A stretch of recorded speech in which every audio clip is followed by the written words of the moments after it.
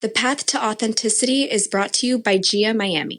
Founded by world-class mental health experts, GIA provides advanced care for difficult-to-treat conditions, including anxiety, medication-resistant depression, and obsessive-compulsive disorder. Using state-of-the-art methods, GIA can help people recover from conditions when more traditional approaches can't.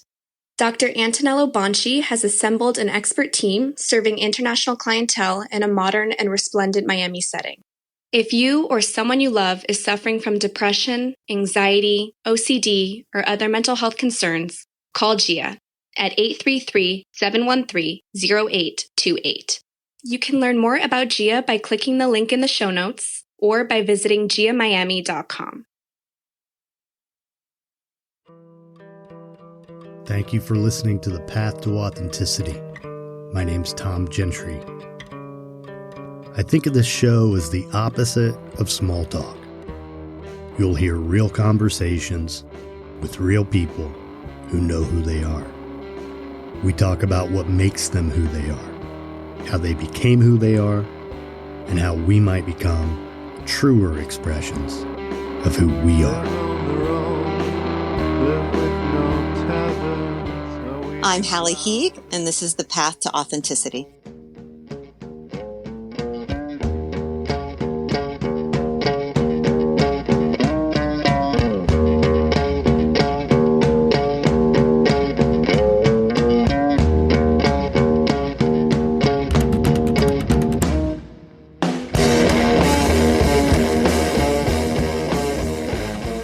If it's your first time here, thanks for checking it out. If not, thanks for coming back. I'm Tom Gentry, and this is The Path to Authenticity.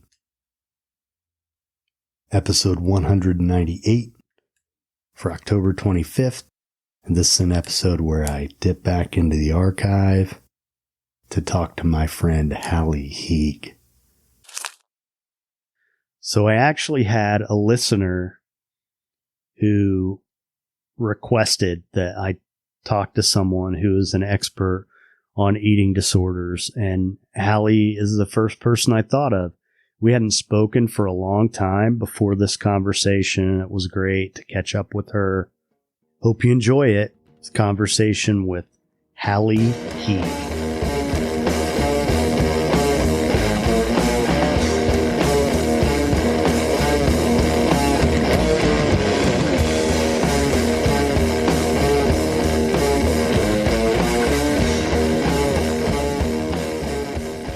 It's so good to talk to you. Hi. Yes, it's been too long. Yeah. So you're in London. I'm in London. I've been in London for a little over 4 years now. Do you love it? Oh, wow. That's a loaded question.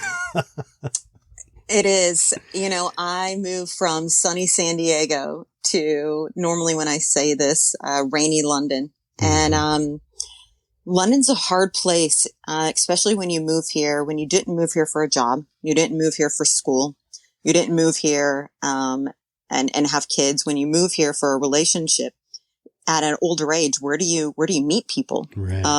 You know, you could meet them at the gym, but I'm kind of there to do my workout.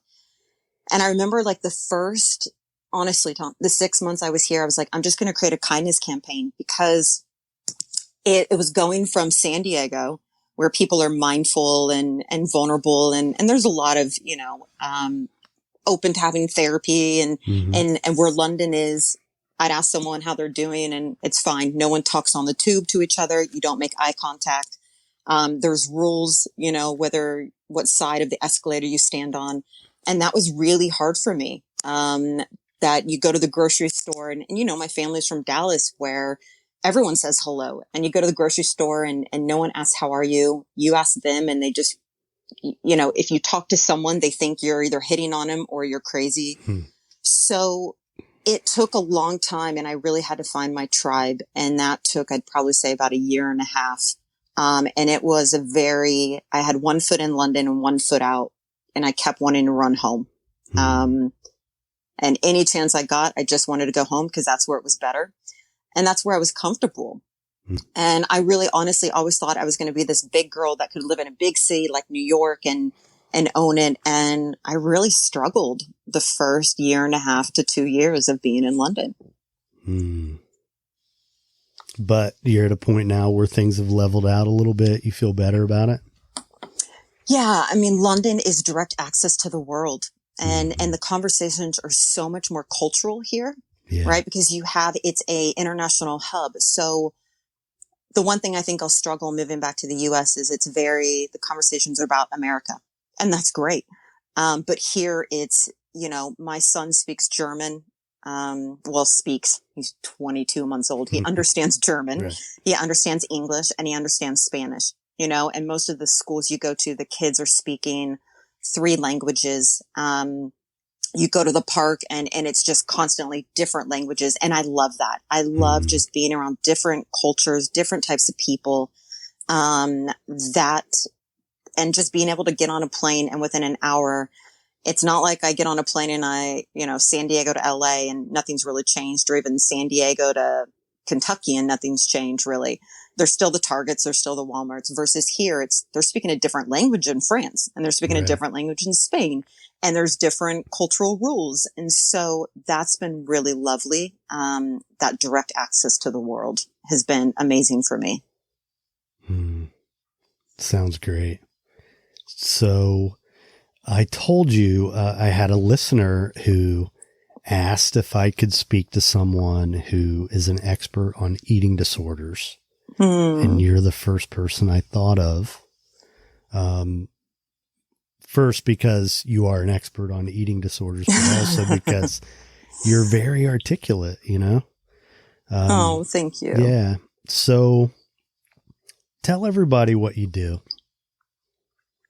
I think if I say what I do, I have to talk about where I am, why I do it, and where I come from. I would love that.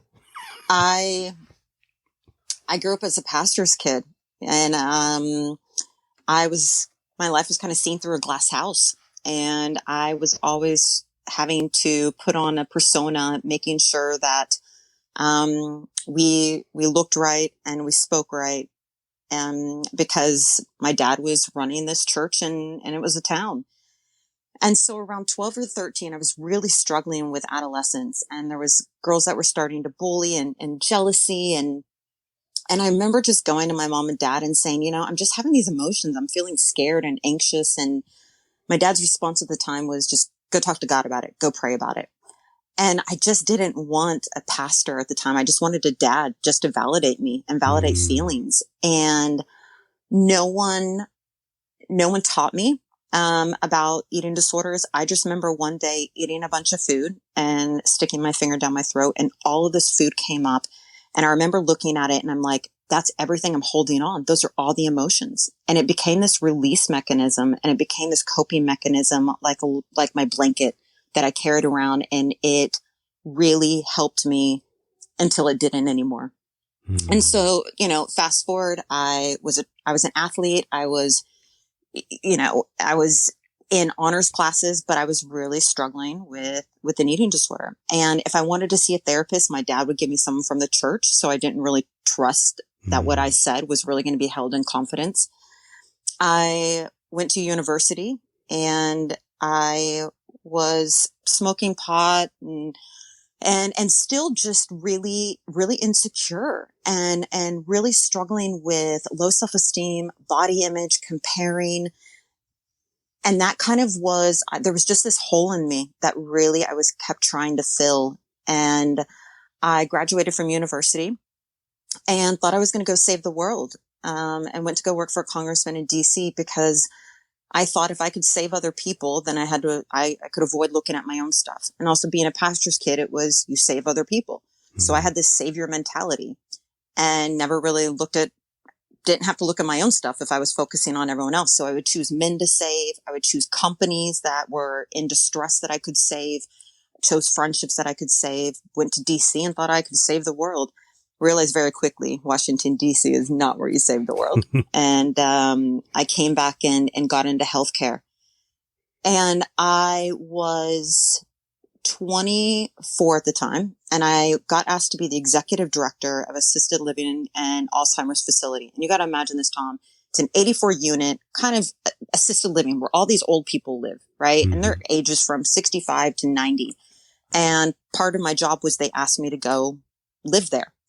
So I'm living there with these old people. I'm now smoking pot, drinking, binging and purging. And I am completely isolating, but I'm surrounding myself from geriatrics because they're safe. Mm-hmm. They love me. They think I'm amazing. And that was my life. You know, at 24 years old, I was afraid of women my own age, because they were just, I didn't trust them. And I'm just surrounded by old people and really just getting really sick. But I'm the executive director and I'm fully, functioning on the outside is what I thought. And, this went on and I just got sick and tired of being sick and tired. I was just exhausted and I was just lonely. I was lonely. And, I remember going to, this big church in San Diego called Rock Recovery. It was called the Rock Church.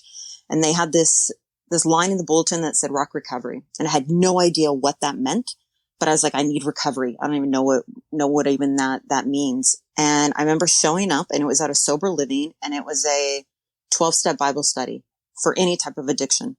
And I remember going there and, it was the first time where I realized this is what church should be like. You had addicts, alcoholics, people addicted to porn, people who were in prison, and all these different types of people. And at the end, they all circled up and said the Lord's Prayer. And I'm like, gosh, I wish this is what church was like. This is who Jesus was hanging out with, the tax collectors and the prostitutes. And I really just felt like I finally belong. And me being, a person of faith and spirituality, that kind of became, I really had learned about a relationship with God there.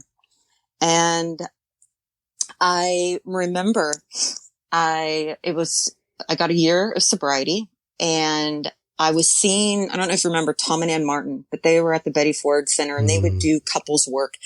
And I went and did a couples program. I was dating a guy and we went and did one of their weekend programs. And Anne said, Hallie, let me tell you a story. She goes, congratulations on your 1 year. She goes, but I know a lady who's got 35 years of sobriety and every single day of her 35 years, she binges and purges. What kind of recovery do you want? And I knew I wasn't done. I mean, I was sober, but I was still binging and purging every day. And that really, I also then really had a soft spot for process addictions, because drugs and alcohol, you either drink or you don't, but food, the very thing I struggle with, I have to have 3 times a day in order to survive. The sex addict, if you want to be in a healthy relationship, has to learn how to have sex in moderation. The gambler has to learn how to deal with money and they're much harder to treat. And, so that it took someone calling me out that I really respected to work on that. And I will say the first year I didn't like myself. Second year I didn't like myself. Third year recovery, kind of liked myself. Fourth year liked myself. Fifth, sixth, seventh, started to learn to love myself. 8, 9, started to learn I was enough. And I don't say that to discourage people. I say that because I had these negative messages in my head and I had this eating disorder since I was 13. It wasn't going to go away in 30 days. It wasn't going to go away in a year. The voices, the negative thoughts. It was a journey that I had to go on and I'm so grateful for it. And so through that, I noticed that people were going into meetings on Monday night, any type of 12-step meeting or smart recovery, and saying they were fine. Throughout the week, their emotional status would change. And they couldn't pick up the phone and say, I'm craving, I'm hurting, I'm struggling. And I saw people, I saw people dying. I saw people relapsing over and over again because of the shame. And they couldn't pick up the phone. And so myself and some colleagues, over the course, I don't even know if you know this, raised about 23 million and created OneHealth, which was a online software, kind of like Facebook at the time, that kept people in recovery longer from addictions and chronic diseases. And at the time, no one else was doing it. And I got to visit at about 250 treatment centers across the United States and UK. And Tom, what's interesting? I could write a thesis on it. What I found was the organizations function like the disease they treated. I started seeing treatment centers where there was codependency and enmeshment and staff splitting. And I thought, whatever I do one day, I want to really operate from a place of organizational health and really mean it, and emotional intelligence, and role model it. And not ask my team to do something I'm not willing to do myself, because you and I have seen so many organizations where they talk the talk of, but you can see it throughout the team. They're not living that. And it starts becoming very unhealthy organization, because they're hiring people who are new in sobriety, being drivers, tech, who are sick themselves still. And, this industry is really, I got to make sure I'm doing my own work. The best therapists I know are those who are continuing to do therapy. Mm-hmm. So did OneHealth, and then got asked by a private equity group to go and be the VP of eating disorder clinics, and really loved that. And then got asked by Hazel and Betty Ford to help open up an outpatient in San Diego, and fell in love with a German who lives in London, and paper, rock, scissors. I'm now in London. Yeah. Wow. So couple things I want to go back to. You covered a lot there. I know. And we still haven't gotten to what you're doing now. But So throughout the years, you talked about how, you still didn't love yourself early on, and it took years to get to a point where you loved yourself. Now, my experience was that when I was 30 days sober, I thought I felt great. When I was 90 days sober, I thought I felt great. Yep. When I was a year, it's gotten progressively better. It's always been better than it was. But now at 20 plus years, I look back at year one or the first 3 months and I was miserable. Yeah. So did you also think you felt good at the time, or did you know that you still weren't okay yet? Oh no, same with you. Looking at it, it was better than where I was at, So I was comparing it to my bottom. So yeah, every day was a little better, but take away all my coping mechanisms, and I had to sit with the uncomfortableness of being uncomfortable, and I had to actually figure out who I am. Mm-hmm. And that's what I had been numbing.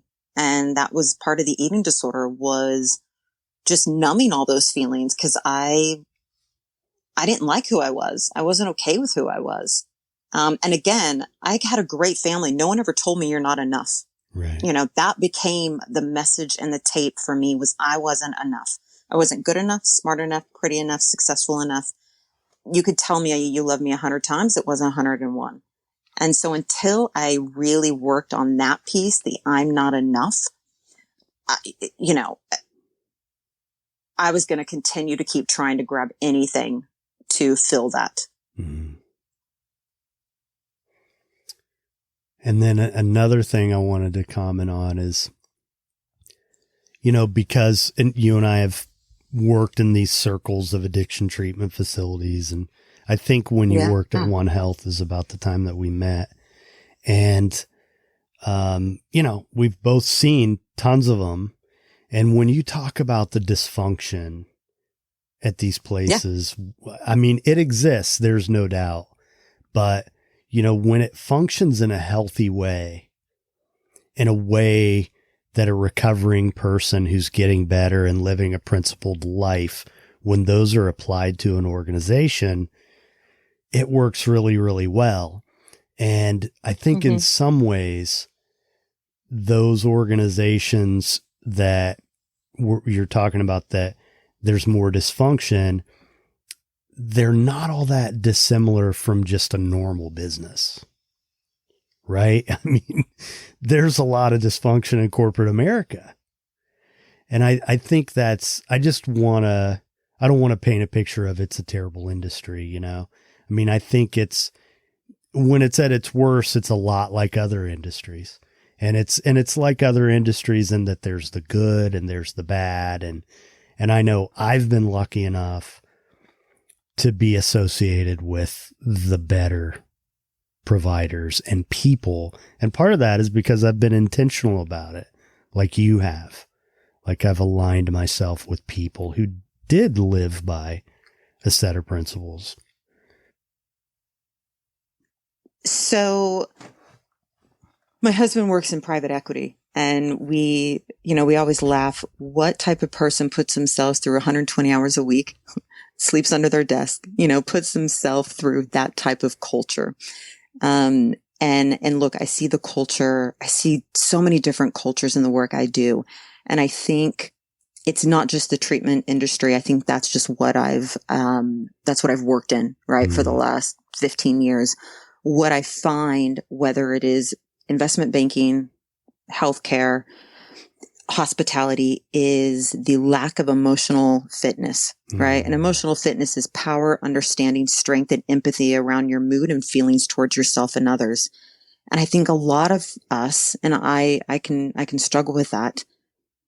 Really, do I know my mood right now, my feelings towards myself and others, and why I'm doing what I'm doing, and do I have enough emotional maturity, to find satisfaction in giving rather than receiving, and being able to create an environment where people don't feel fearful and anxious, but also being, the whole Brene Brown, being vulnerable and being vulnerable leaders. And I think that is just, look, I love the treatment industry because I love the things they've done. And I could list so many names right now of CEOs or people who've really mentored me. But I also know those people who mentored me, were people who are doing their own work, and had to work on it, and would take time out for people and would apologize. And it wasn't about the rip. It was going back and repairing, and, would say, I'm sorry. And it was just, I learned, those are the people that I really am attracted to. Those servant leaders. Yeah. And that's where I see organizations thrive, when they have leaders like that. This is why I wanted to have you on the podcast. That was awesome. Okay. So we've gotten you to London. So what are you doing? You're a mom. I know that. Yeah. Ooh, a mom. So I moved over, and thought I was going to do the same thing I was doing in the US, and realized there was a lot of gaps in care, and there was not a lot of PHP and IOP and full continuum of care programs. And so I just, look, it wasn't rocket science. I just took different ideas of programs that I'd seen in the US, and put together a business model for a PHP. And for those who don't know, a partial hospitalization program, and an intensive outpatient program for eating disorders for anorexics, bulimics, and binge eaters 16 and up. And Oxford was doing they had an entrepreneurship program. And so I applied and got accepted and did Oxford's entrepreneurship program. And to be honest, Tom, even there, I felt like I'm an imposter syndrome. They're going to find me out. They're going to realize I'm not smart and I shouldn't be here because I don't know what I'm doing here. But I knew I was an entrepreneur, and I knew I could sell myself as an entrepreneur because I knew how to do that. And at the end of the program, I ended up going out and raising $2 million to open up my own program, and got a team, got a building. And we were supposed to open August 2018. I found out I was pregnant, December, January. And decided to wait the first trimester because I'm a little older, and wanted to make sure that the baby was healthy, and then decided to disclose it to the investors, really thinking nothing of it, but just to say, hey, you guys, heads up, I'm going to have a baby, but that doesn't affect me as a CEO. And 5 months before opening, the investors pulled the funding, saying it was too risky to invest in a CEO who was pregnant. And that really, really changed my mood. And I would say I moved to London. I've been working on this project for 2 years. It was like I was birthing a company, and I was creating a company, and I was also creating a child. And there was a part of me that felt like I had lost a part of this company. And so to be honest, I was afraid I didn't want to attach to this child in me, because what if I lost him too? And a lot of people were talking miscarriages at the time. And so I thought, okay, well, if I don't attach, then I can't get hurt. And that was also a message I had growing up. If I don't attach, if I push you away, I'm going to hurt you before you hurt me. And so really struggled to attach with this child in me, because again, I'm afraid to lose it. And had him in August, had a boy, a very healthy boy in August of 2018, and thought, okay, well, I'm going to just go out and fundraise and do what I was planning on doing. And a week later, I get a call after I'd had the baby that my marketer, who really wanted to be the CEO and finance director and clinical director, thought it was such an amazing idea. They took the building, took the idea, and went out and raised funds, and they were going to open. And another hit, another blow. And I kept saying, this never would have happened to me if I was in the US, and it was another reason why I didn't like London. I don't want to be here. See, this is what happens. Mm-hmm. And, had the baby and then decided, okay, well, now what am I going to do? My identity, I don't want to be just a mom, and I don't want to be just a wife. Like, I kept rejecting, Tom, that notion that I'm just a mom and I'm just a wife. That wasn't enough for me. I needed to be the CEO. I needed the career. That is what I was used to. That was my identity. And that's what affirmed me and validated me. And no, this man isn't going to affirm and validate me. And, just being a mom, like, I know my mom was, in my eyes, just a mom. And I always loved those women who were really ambitious and successful and was doing both. And that's what I wanted. And I couldn't do that. So I took a few months, and my husband was starting a new job, and we took this 8-week-old baby and we went traveling around the world, and people thought we were absolutely crazy. But it really allowed me to bond with him and allowed me to kind of get away and decide kind of, what do I want to do now that I'm not doing this? And came back in 2019, and just the reason why I didn't open up another center was, you got to understand, the UK, 90% is National Health Services. Mm-hmm. The other 10% is private pay. So the private pay market is so small. So I had the company I created that was getting ready to open. And then now a German company came in that was kind of doing a similar model. And I'm like, there's not room for a third. So let me kind of sit back and just see what the market's doing. And in the meantime, I started getting calls from people just saying, hey, if you're doing anything right now, can you go to this intervention? If you're not doing anything right now, I have this eating disorder. This girl, can you coach? Can you do some case management?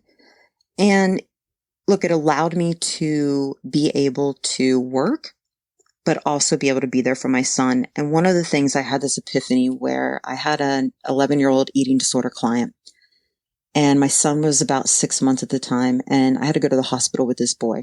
He was really ill. And I sat probably for 10 hours in this ER. Parents were, in another city, and my son was homesick. And I kept thinking, I'm basically choosing to be with this client in a hospital when I have my own son at home, but this is what my ego is saying, is you need to work. And that was really great for me. And I started realizing kind of what every human needs, right? Is to feel seen, heard, and understood and valued. And from that day on, I kept saying, how do I do this to my son? How do I make sure he feels seen, heard, and valued? And how do I also make sure that I show it with congruency? Mm-hmm. That if I tell him he's enough, I believe it myself. And, look, we either parent the way that our parents parent us, or we parent the way that we wish we were parented. And I think I'm a mixture of both. But, so right now I'm doing coaching, I'm doing consulting, doing some interventions, predominantly eating disorders. And I really like it. And it allows me, like I said, to be able to be there for my son and be there also and kind of get my career filled up. And one thing I'll say is, Michelle Obama said, you can have it all, but not at the same time. And I kept thinking I could have it all, and I realize, looking back, I would have just birthed my son and then opened up this center. And you and I know, look, being the CEO and running a PHP and IOP, that's not a 9-to-5 job. You know, my husband was traveling. So my son would be raised by probably a nanny, and I'd come home. He'd probably see me for 2 hours. You know, and that's fine for some people. And that's what I thought I was going to do. And God had other plans. So I've also, you know, what's interesting is I really struggled with forgiveness, with those people. And I started just praying for them. And it became this, when people would say, hey, they'd mention the name and they'd say, you know, I refer people there, and they wouldn't know I was associated because they switched the name. And they're like, they're doing really great. And I really like them. I started realizing, you know what? Maybe my whole role was just a visionary to vision it. But it doesn't mean that I'm not helping other people's lives. And there's this great quote that says, plant trees under someone's shade you may never sit. And what I realized was this was allowing me to plant a tree. And I might never sit under it or run it, but other people will. And it allowed me to feel like I was still making a difference in people's lives. And it allowed me to also, my ego, do I have to be the CEO in order to make a difference and be a leader? Or can I lead by creating things and allowing other people to execute it and then walk away? See, to me, that's the awesome part. The part that you did. That's the kind of stuff that gets me excited. Ideas and new projects and stuff like that. And of course, I mean, you did it. You're still, I mean, nobody can take that away from you. You still created it. Yeah, look, I struggled to put it on my CV, but it's more of, what is it about me that needs to be seen versus how can I just put that out there and someone else might get credit for it? And how can I be okay with that, knowing that other people are getting better because of an idea that I created? And that's the work I keep doing, right? What is it about me? I used to want to be the biggest person in the room. How now do I go in and be the smallest, and not smallest in terms of self-esteem, but smallest in terms of I'm okay to sit here. My ego is, you know, I'm totally secure sitting here if I'm not seen.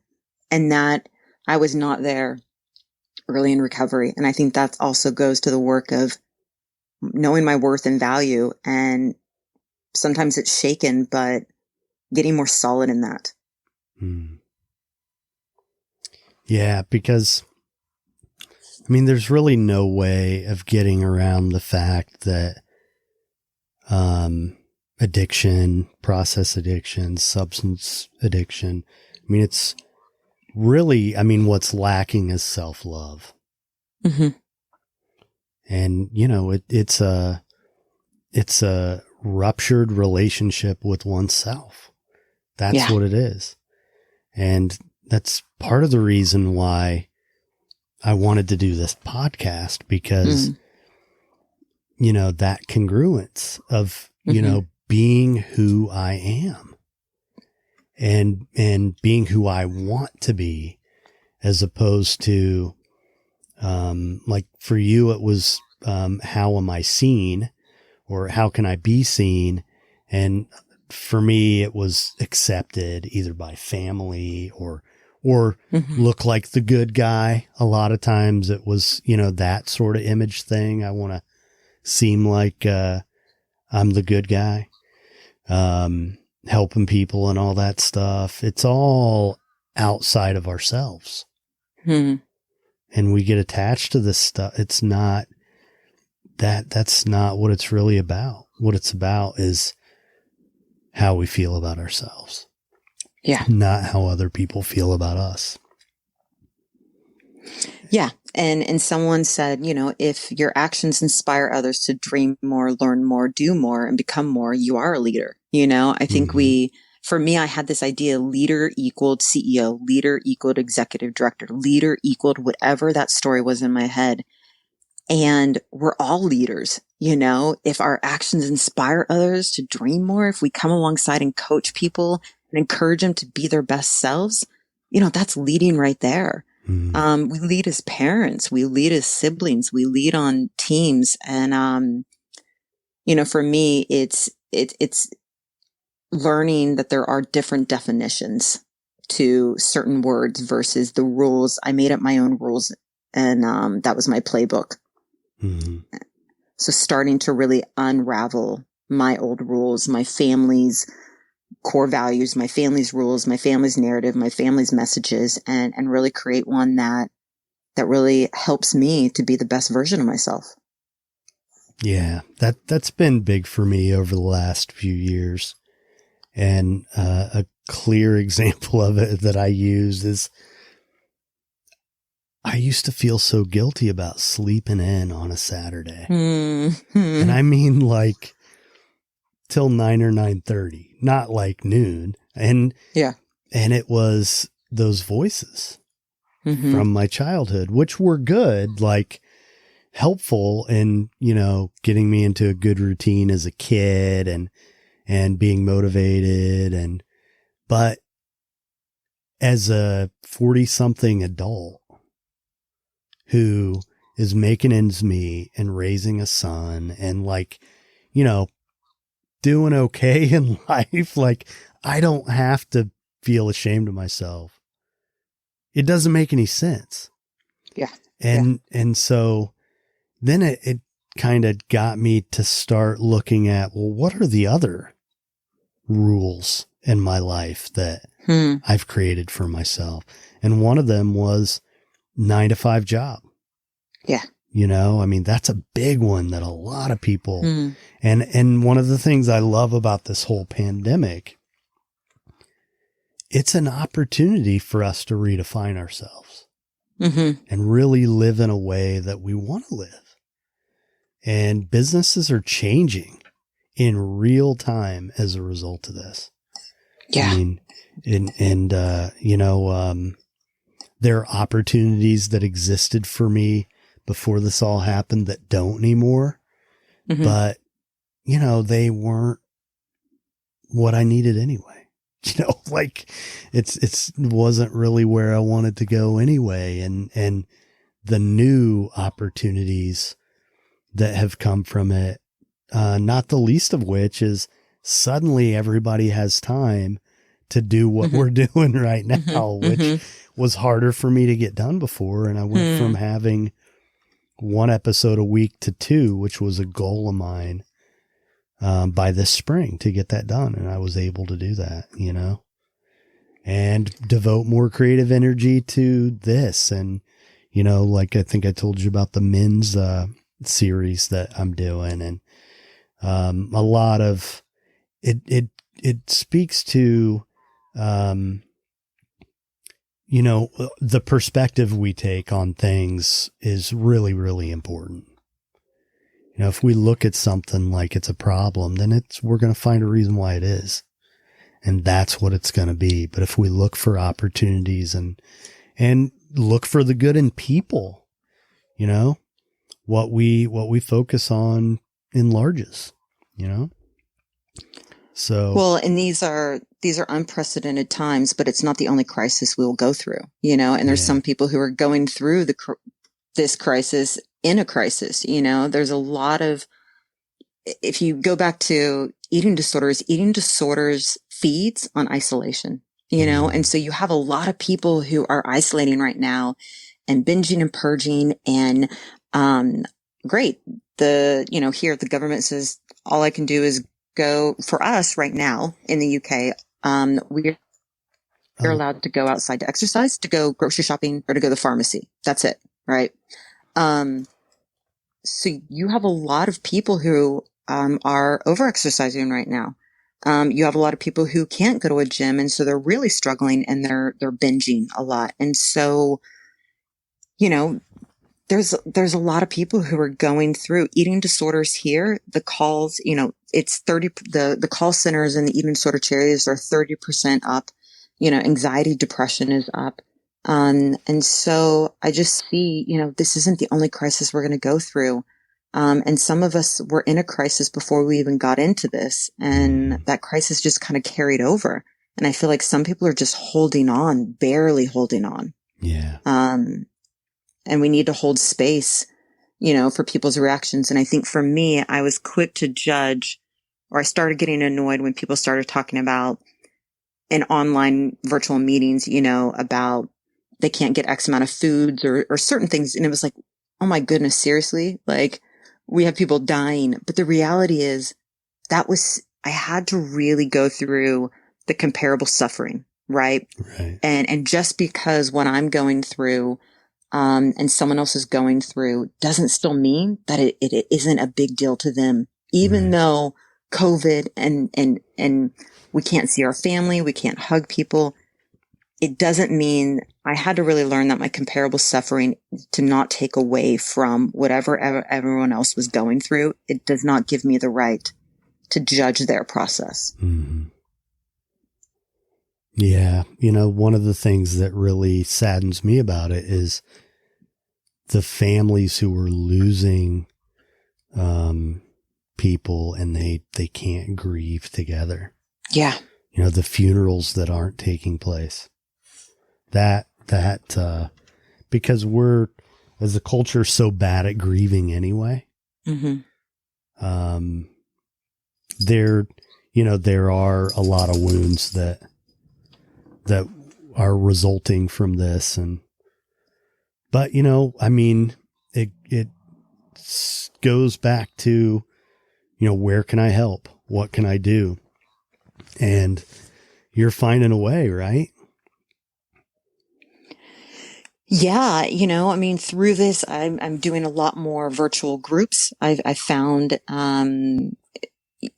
a lot more virtual groups, a lot more virtual coaching, a lot more organizations who don't know how to pivot from what their organization was like to now moving things digitally, moving everything online. And you have a lot of people who don't know how to do that. And so myself, you know, being in marketing and knowing how to digital marketing and being able to do some consulting for that, there's so many entrepreneurs. I mean, we're going to be birthing some really amazing new, not even ideas, but there's going to be some amazing concepts and companies coming out of this. You know, creativity is just birthing at the stream.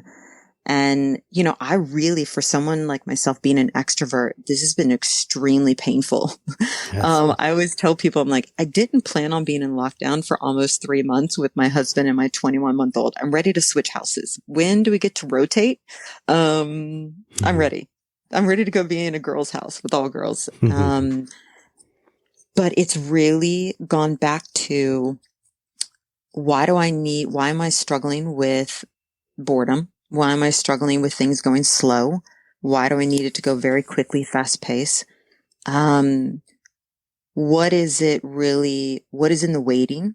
What is in just being patient and really allowing myself to get mindful, to really connect with God, and it's been really difficult. It's been very, very painful, but it's been an amazing process of, if I'm not doing, and it's the thing I tell people all the time, like, if you don't do anything today, you're still enough. And it was something I had to go back and almost recoach myself during this process of, if you just show up today, but you don't do anything else, you're still enough. You're still okay just the way that you are. So it's been a recoaching for myself. Yeah, I've gone through a little bit of that too, where just getting caught up in the idea of, you know, I have all this time at home, I should be achieving these goals. And, you know, when, you know, this disruption in our lives is traumatic in and of itself. You know, it's a difficult thing to go through for anyone who's not sick. Right?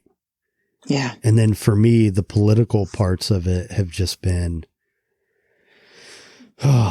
you know, an emotional roller coaster that I have gotten on and off of sporadically since the beginning of this. And right now I'm mostly off of it and just, you know, kind of loosely paying attention to what's going on. But I get really upset about all that stuff. I care, I care about where all this is going. But I guess for me, I just go back to, I really believe we're all inherently good and love will win. I mean, that's what will win no matter what. And it's going to be okay. It really is. So now tell me about the company. Is it your company what is it? WeRise. Yeah. So, I have just found some amazing, women. So it's really a bespoke. So we kind of go in to and work with people who they might not want to go to treatment. They might have gone to treatment. And so we go into people's homes and we'll do meal support and we'll sit along people who just need support just with, being discharged and need support with eating disorders. We go and do coaching. We do experiential work. And then we have therapists, psychiatrists. So I get a call and we will just put a team together. Because I love treatment, but also I can't stay in it. Look, every time I try to go to on-site once a year. Every time I go, I'm like, I don't want to leave, and I love at the end of it, they're like, you have to leave. Like there's a reason why I love it's like 6.5 days. It's like, I know you want to stay here, but you can't. And so I think people get to treatment. They want to stay, one, because they feel good. They're getting better. They have people who are caring for them, loving on them. You're getting people food, cleaning, all of that. And going back to trauma and going back to people who are triggering you, but that's really where the work happens. And that's where you've got to practice it. And so for me, it's been great to be able to work with people in their environment and in their home and say, look, what's triggering you and how do we really work through it? And that's been really, really great. And I love doing that. I love that work. Well, and this is, for me, one of the things coming from this pandemic and in this industry specifically is, the outcomes have never been that great. Yeah. And this is forcing the industry to like move into this century and do things that they were reluctant to do before. And with payers being the way they are, what you're describing, I think, is more and more what this kind of care is going to become. And it probably should, because you're right. The work really does happen in real time in your life. I mean, treatment is a great education. And if it was really great, you've learned what you need to know, including what my issues are and what I need to work on when I leave. It's not like stuff's getting worked out there. Like that's what families presume and what they hope for, but that's not really, the work is when you leave. Yeah. So I think it's awesome what you're doing. And also it's humane to look at a person and say, what does this person need? What does this family need to get better? And then orchestrating it. We all deserve to have that kind of, I wish we all could have, like, all the people who need help with addictions could have that kind of care, because that's really what needs to happen. Well, yeah. And, for me, my outer world is really about my inner world. And so how do I really practice, really being in my inner world, and whatever I'm working on, again, that will play out in the bigger world. But I've got to really learn, how to take care of myself and how to, I also, look, I see coaches. I see people using coaches a lot more. If you think about athletes, I just watched the Michael Jordan, oh my gosh, documentary. And, we'll get a personal trainer. We'll get a coach. We'll get someone if we want to lose weight for meal support. People have shopping coach. I mean, there's so many different types of coaches, and there's something different I love therapists. I love therapy.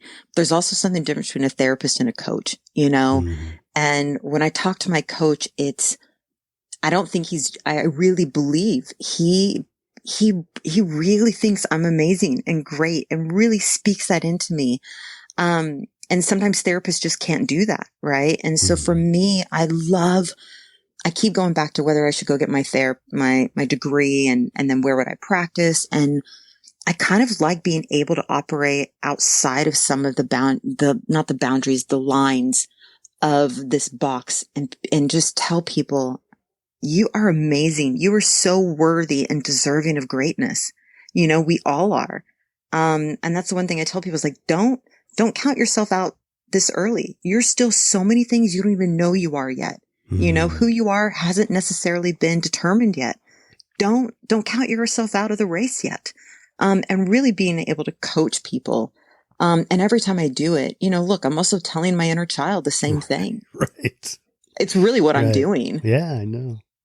We're healing it's telling ourselves. that 13-year-old, you know, what she really wanted to hear from her dad and from her mom and from other people. That's exactly what I feel like I do with clients, you know, selfishly or unselfishly. And it's what I get to do with my son every day too, is tell him all the affirmations of who he is.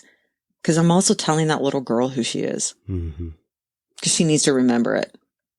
Yeah. Yeah. I mean, whew, nothing will teach you more than being a parent. Yeah.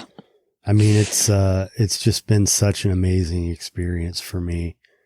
I mean, even in this moment, you know, Yeah. and some of the lessons are and have been really, really hard. But you know, something that I share with people that a therapist told me at one point when I was talking about how, you know, we get triggered with our kids. I mean, it just happens. Yeah. We can't, but you know, once we're aware of it, we can do something with it. And, you know, my reaction was to so many times do something other than what my parents would have done. Yeah. And she said to me, you know, not being them isn't the same as being you. And, you know, we can, if we don't do our own work and we don't heal, we can easily become not someone else rather than me, you know, and being really connected to who we are. But often, you know, if we stay hung up in our issues, like we're more worried about who we are not instead of really owning who we are and that divinity that I believe we all have, that spark within us, that we all have our own unique gift to share with the world. So, and not apologizing for it. Right. I mean, yeah. my mom used to say, just, you know, I'm a very strong personality when I was younger. Like, look, if someone kidnaps you, they're going to bring you back, you know? And I laugh about that, but she's, you know, there were so many times that I tried to hide my light, in order to make my sister feel better, my siblings or other people. And I started realizing, like, I'm not going to hide it anymore. Like, it wasn't meant to be, you know, the Nelson Mandela or, it wasn't, you know, our light is meant to shine, and it's not just in some of us, it's in all of us. And if you think of the 5 freedoms for children, right? It's the power to perceive, the power to think and interpret, the power to feel, the power to want and choose, and the power to imagine. Those are the 5 freedoms. And I think about that and I'm like, that's 5 freedoms for adults. That's 5 freedoms for everyone. Don't we all want the power to feel? We want the power to have permission to tap into our hearts. We want the power to want and choose. I want those freedoms, you know, we should all want those freedoms. And so it's, you know, for me with him and just with everyone, I love, as much as I don't have as much energy being an older mom, I'm so much wiser And I know I parent differently than I would have in my 30s. I mean, look, I'm going to be 41 and my son's, 22 months old. I'm so grateful for the wisdom I have. Yeah. Gosh, I'm so grateful. Yeah. I've thought about that a number of times during this conversation because, sometimes we get so hung up in what's happening right now that we lose our point of reference, that this is just a moment in time and my life's going to be completely different in a year from now. So I don't really need to get that emotionally hung up on what's happening right now. Yeah. And age is what really, sometimes we just feel like we have to do everything right now because, and really it's not like that. Like we're better if we relax. Yeah. Just enjoy all of it. Yeah. Yeah. Agree. Well, if you ever want to have a conversation about what it's like to grow up with a mom in her 40s, because I'm the youngest of 8, Yeah. my mom was 43 when I was born. So that was interesting. But, so eating disorders for someone who's struggling, what would you say if someone is struggling with anorexia, bulimia, what would you tell them right now? You're not alone.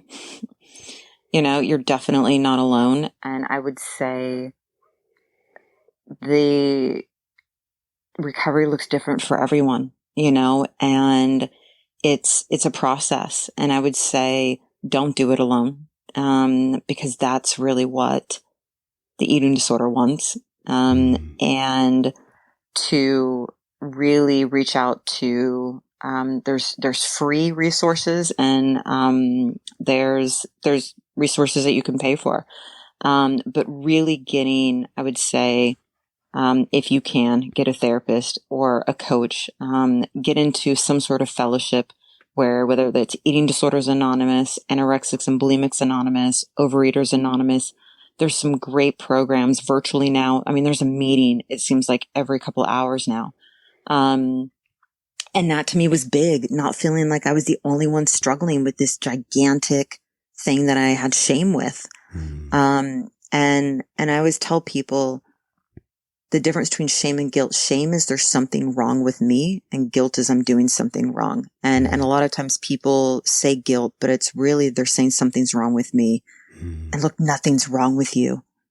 The thing is this has been a coping mechanism. This has been a blanket that's probably protected so many women from sexual abuse, physical abuse, and men from bullying, from trauma, from, super high expectations of oneself.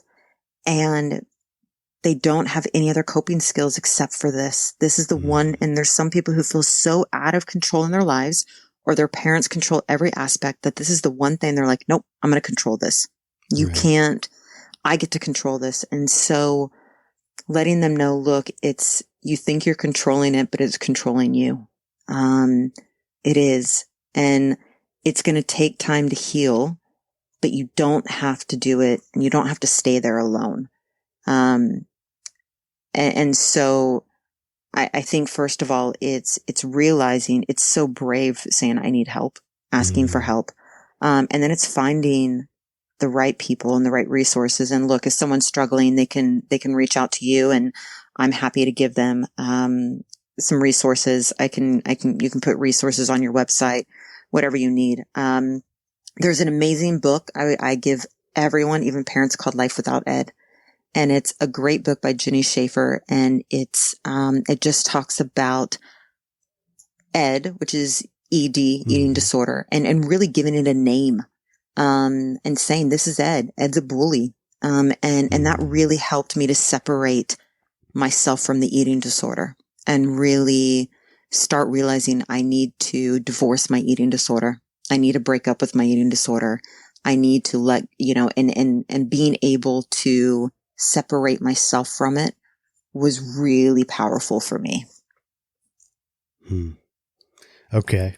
So what would you say to the young woman who has been stable in recovery from her eating disorder and wants to do something to give back? Oh my goodness. I get that all the time, where people just are like, I love this.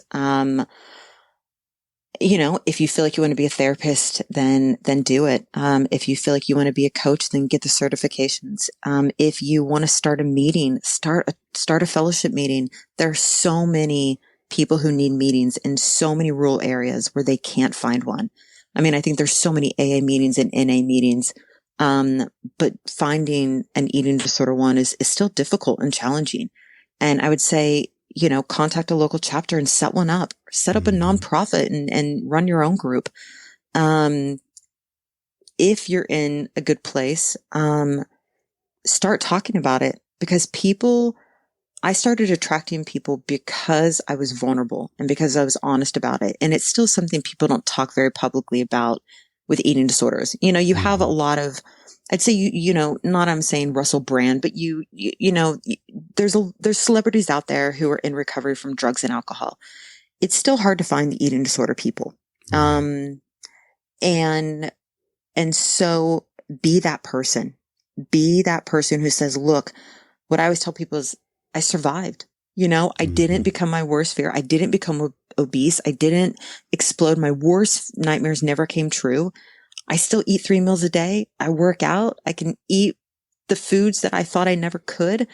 And you know what? My life's pretty amazing. And nothing really changed body-wise for me, honestly.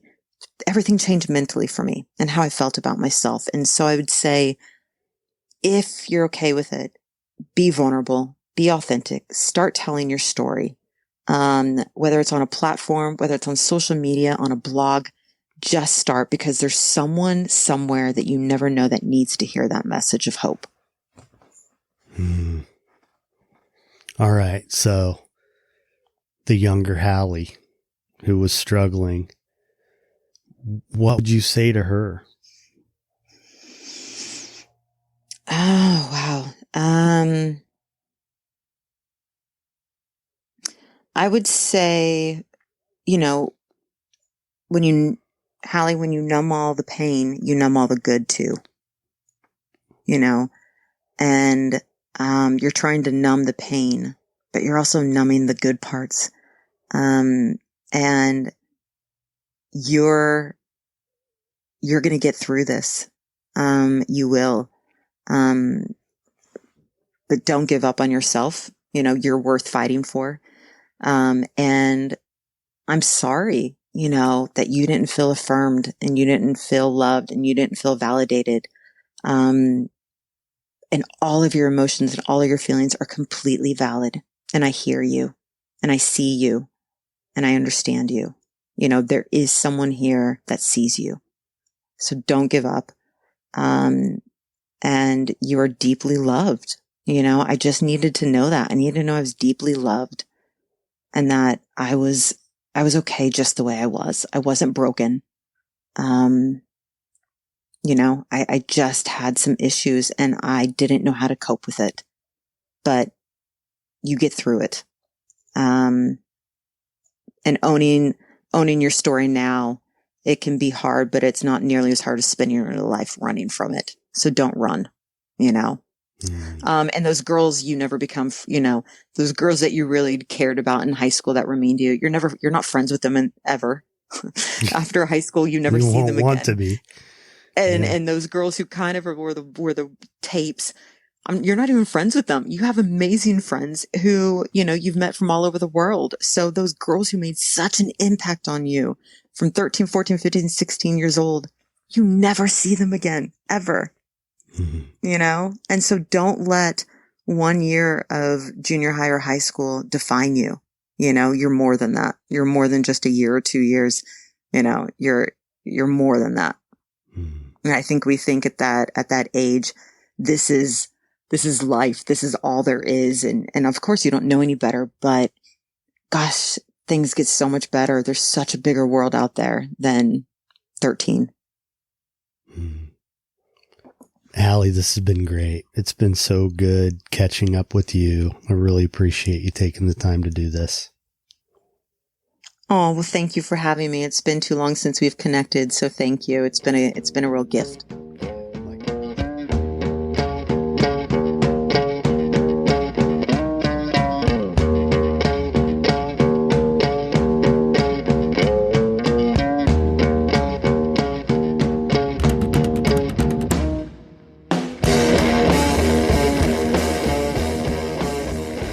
All right, there you go. Another episode in the books. Thanks for listening. You can learn more about the show and this episode's guest at thepathtooauthenticity.com. If you enjoyed this episode, please share it with someone. Leave us a review on Apple Podcasts or wherever you listen. Every little bit helps. I want to thank the band Punk Rock Opera, whose music you hear throughout the show. Their songs are used with permission from the artist and under a Creative Commons license. If you're so inclined, check out the Patreon community. As soon as I do these interviews, I upload them to Patreon, where the content is only available to patrons, and for just a couple bucks a month. I usually post audio content there, exclusive audio content, probably 8 times a month, if not more. And as these new episodes are released, as soon as they're done, they're available to patrons. So sometimes that might be 2 weeks before an episode is released, or even longer. Usually it's a few days. Anyway, if you want to support the show, that's a great way to do it. So thanks again for investing your time. It's a big deal to me. Thank you for supporting me and supporting the show. I hope you keep coming back. Be nice. That's our story. I hope you enjoyed the punk rock opera. And we have one last piece of music for you. It goes like this.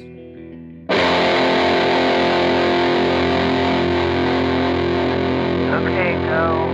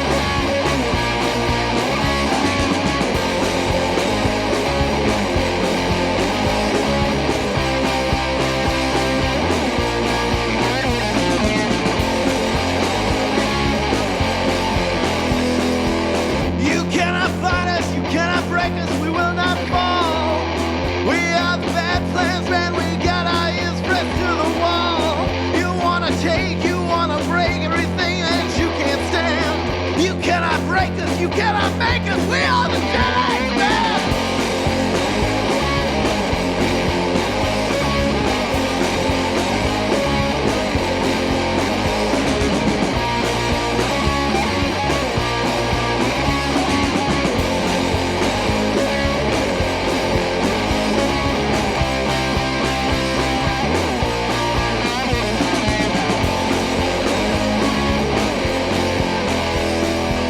We're just the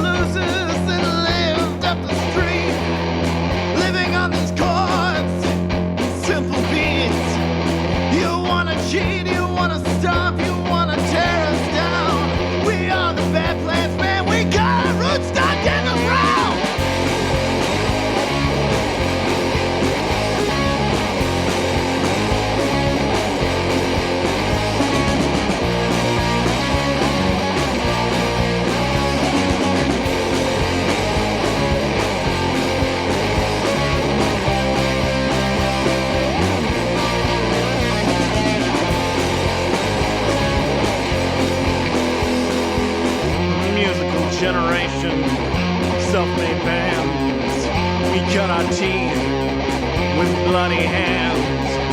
The rage has instilled in us. Can feed a crowd, give them a rush.